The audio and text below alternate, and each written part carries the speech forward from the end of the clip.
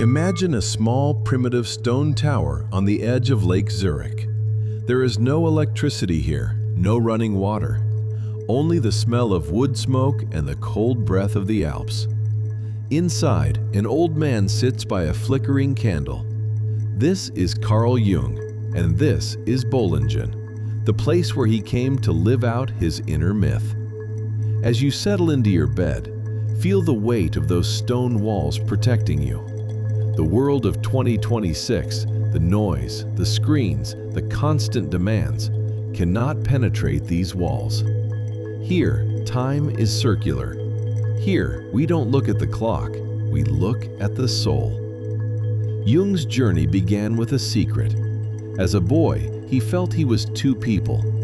Personality number one was the schoolboy, the son, the one who tried to fit in. But personality number two was an old man from the 18th century, wise, remote, and connected to the earth. Do you feel that duality in yourself tonight? The person who has to do things, and the deeper being who just is. For years, Jung was the chosen prince of Sigmund Freud. They spoke for 13 hours without stopping when they first met. But Freud looked at the mind and saw a cellar full of repressed urges. Jung looked at the mind and saw a cathedral. He saw that we are not just driven by our past traumas, but pulled forward by our future potential. To find his own truth, Jung had to walk away from his mentor. He lost his friends. He lost his standing. He stood alone on the edge of a psychological abyss. If you are feeling lost or isolated in your life right now, know that this is often the nigredo, the blackening before the transformation. The loneliness you feel is the silence required to hear your own heart. In 1913, the ground gave way. Jung began to see visions. He saw a Europe flooded with blood. He feared he was going mad, but instead of fighting it, he did something revolutionary. He sat down and invited the visions in. He called it active imagination. Imagine you are standing at the top of a deep, vertical shaft in the earth. You begin to climb down. It is dark, but you are not afraid. At the bottom, you find an underground kingdom. You meet Elijah, the wise prophet. You meet Salome. These are not imaginary people. They are the archetypes of your own mind. They have things to tell you. In your sleep tonight, let them speak. Don't analyze, just listen. Every dream you have is a chapter in a myth. You are the hero who must descend into the cave to find the treasure. The dragon in the cave is your fear. The treasure is the gold of the self. As you drift deeper, see yourself handing your worries to the gatekeeper of the cave. You don't need them where we are going. Jung discovered that we do not dream alone. Deep beneath your personal memories lies the collective unconscious, the shared memory of the human race. It is the ocean in which we all swim. When you dream of a great flood, a wise mother, or a terrifying shadow, you are tapping into a reservoir that is millions of years old. Feel yourself dissolving into this ocean. You are no longer an individual struggling with a career or a relationship. You are an expression of life itself. You are the wave, and you are the sea. There is immense safety in this vastness. You are part of a pattern that cannot be broken. The night sea journey is coming to an end. The sun is preparing to rise, but it is not the sun in the sky. It is the sun in your center. Jung called this the self. It is the union of your light and your dark.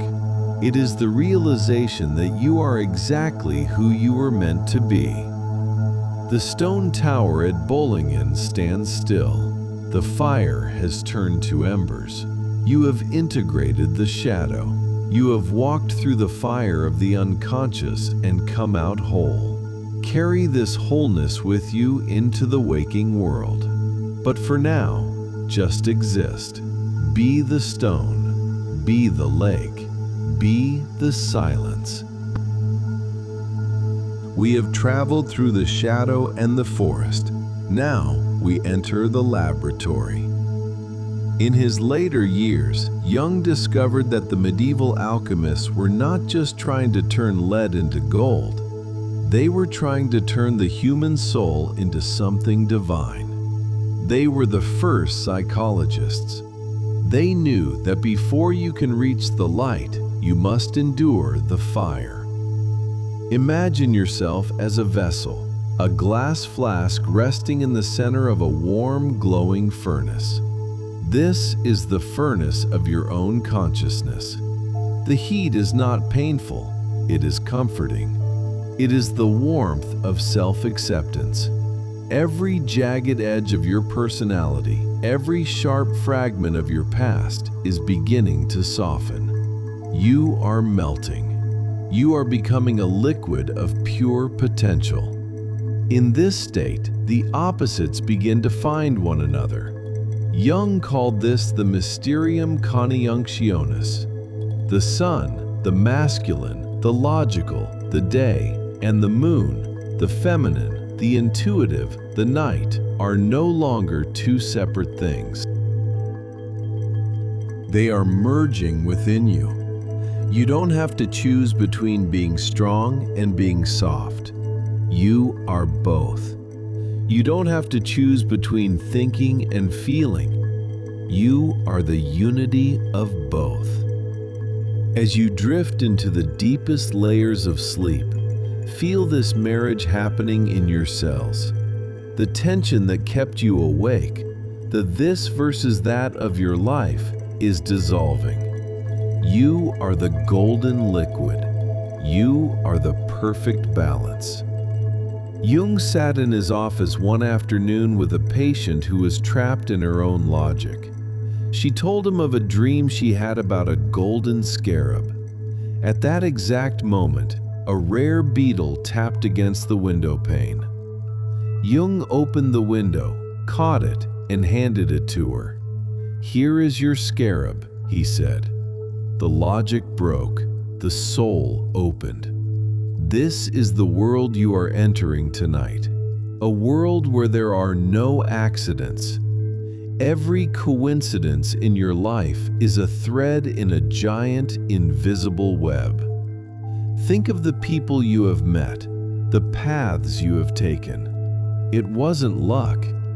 It was the unus mundus, the one world.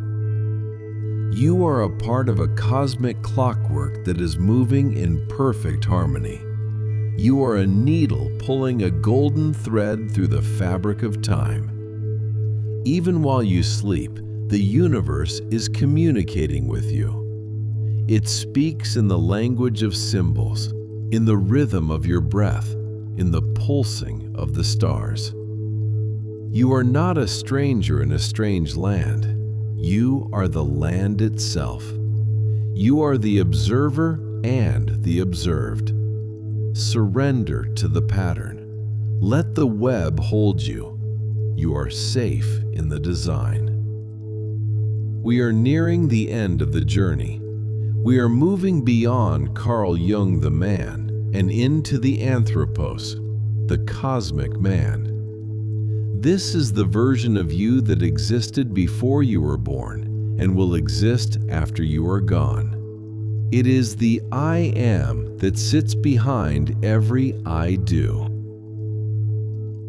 In this deep space, there is no more me and you. There is no Philippines and America. There is only the breath of the universe. Imagine your consciousness expanding. You are no longer confined to your room. You are as large as the house, now as large as the city, now as large as the atmosphere.